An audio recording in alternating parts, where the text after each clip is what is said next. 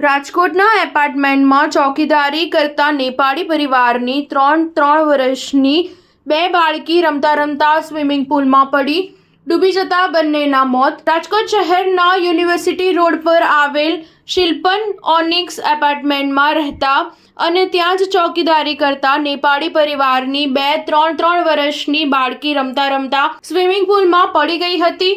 જો કે કોઈ બચાવે તે પહેલા જ બંનેનું ડૂબી જતા મોત નીપજ્યું હતું. સોસાયટીના સ્વિમિંગ પુલ ખાતે રાત્રિના 9:30 વાગ્યા બાદ લગભગ એકાદ કલાક સુધી બંને બાળકીનું પાણીમાં ડૂબી જવાથી મોત નીપજ્યું હતું.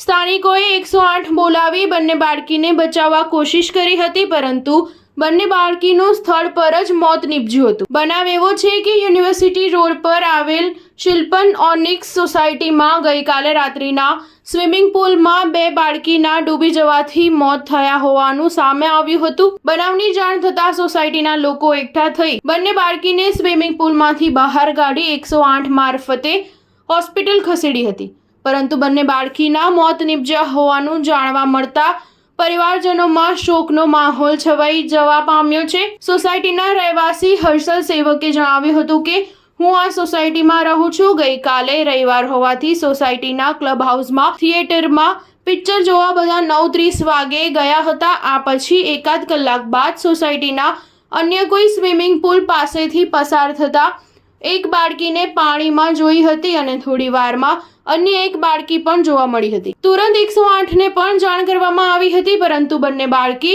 મૃત હાલતમાં જ હોવાનું જાણવા મળ્યું હતું. સ્વિમિંગ પુલ કવર કરેલ છે, આમ છતાં બંને બાળકી અંદર પહોંચી ગઈ હતી અને બંનેના પગ લપસી જતા અંદર પડી જવાથી ડૂબી જતા મોત નીપજાયું લાગી રહ્યું છે. સ્ટાર ન્યૂઝ 7 હંમેશા સચ્ચાઈની સાથે.